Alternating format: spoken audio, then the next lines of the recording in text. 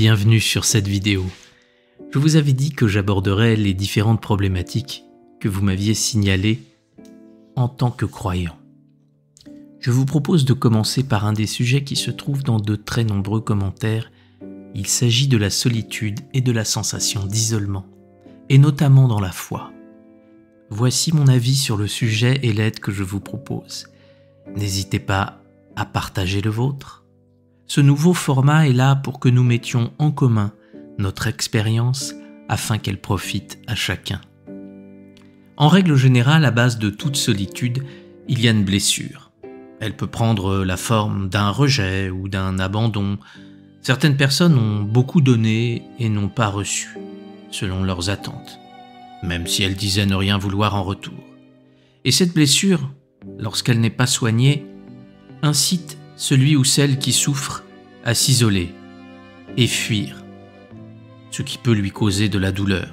Bien entendu, je parle de douleur intérieure. Il est donc très important d'identifier la douleur si l'on veut pouvoir remédier à la solitude. Car soyons clairs, vous ne trouverez pas de solution à l'extérieur de vous. Même en multipliant les rencontres, les lieux d'échange, si votre douleur est toujours présente, vous pourrez même vous sentir isolé au sein d'une communauté. Souvent, l'événement à l'origine de la solitude est enfoui et on ne veut plus le voir car la douleur a été trop forte. La bonne nouvelle est que si l'on se soigne, alors le problème sera résolu. La première des choses, c'est d'utiliser le pardon, car sans pardon, rien ne pourra changer. Si l'on vous a fait du mal, le pardon permettra à la cicatrisation de commencer. Sinon, la plaie restera ouverte. Le très gros avantage, c'est que vous êtes croyant et que vous connaissez Jésus. Jésus a connu les mêmes souffrances que vous. Il les a dépassées et en est ressorti plus grand. Donc si vous avez du mal à pardonner, adressez-vous à lui par la prière et méditez sur ce sujet. Il vous viendra alors des idées et des suggestions pour comprendre ce qu'est réellement le pardon. Bien souvent, il est intéressant de constater que les personnes s'en veulent inconsciemment avant tout à elles-mêmes. Donc pardonner l'autre est important, mais aussi se pardonner. Certains ne supportent pas leurs erreurs, ou alors d'avoir donné leur confiance ou leur amour, et ils s'en veulent pour cela. Donc voyez vraiment le pardon comme un lien à faire avec vous. Et ensuite, le dernier point à aborder est de vous lier au plus grand amour qui soit, c'est-à-dire celui de Dieu. Mais pas comme la majorité qui voit Dieu comme un tyran, qui fait tout pour leur rendre la vie difficile et qu'il faut absolument amadouer. Si vous avez cette vision, c'est que vous ne servez pas la bonne personne, mais plutôt son opposé. Vous ne trouverez jamais Dieu sur un nuage à se caresser la barbe en se demandant quelle calamité il va envoyer sur le monde pour se venger car il est en colère.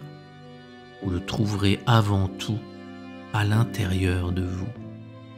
Pour entendre sa voix qui est si douce et si intense à la fois, il doit régner le calme et l'harmonie en vous. Et à ce moment-là, vous pourrez ressentir son amour qui vous nourrira à tous les niveaux. Grâce à Jésus, vous pouvez apprendre à faire ce silence et à installer cette harmonie en domptant votre colère, votre haine et vos vices.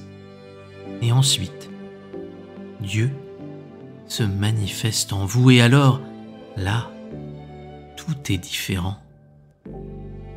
L'amour de Dieu est si immense que vous ne pouvez pas le garder pour vous. Vous êtes obligé d'en donner aux autres tellement vous êtes riche.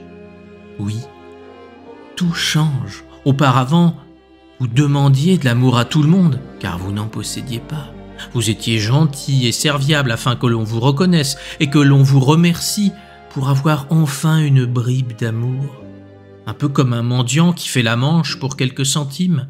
Il va voir tout le monde pour qu'on lui donne, car il n'a rien et la majorité le fuit. Mais quand vous ressentez l'amour de Dieu, c'est l'inverse. Où que vous alliez, On vous accueille à bras ouverts car vous répandez l'amour tout autour de vous.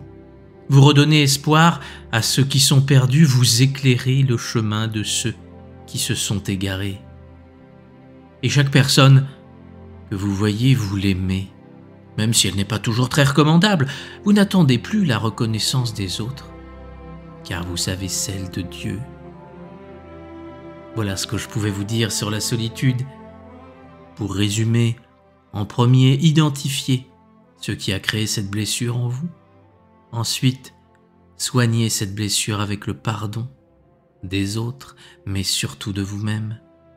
Et demandez à Jésus de vous enseigner le chemin du pardon si vous en êtes incapable. Pour finir, cherchez l'amour à sa source, car c'est là qu'il est le plus intense.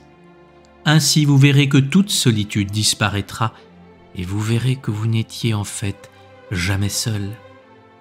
Tout l'univers communiait avec vous, la nature, les anges, les saints. Pour finir, je vais vous donner une prière qui se trouve dans le livre d'Ésaïe. Et si vous traversez des moments de doute, récitez avec foi cette prière et vous verrez que la lumière de Dieu dissipera toutes les ténèbres qui vous entourent. Tu comptes beaucoup pour moi. Tu as du prix à mes yeux. Et moi, je t'aime. N'hésitez pas à donner vos conseils en commentaire et aussi votre expérience si par exemple vous souffrez encore de la solitude. N'oubliez pas qu'en mettant notre expérience en commun, nous deviendrons tous plus riches. Je ferai la synthèse de vos commentaires dans la prochaine vidéo. Gardez espoir, il existe des solutions à tout. Je vous souhaite le meilleur.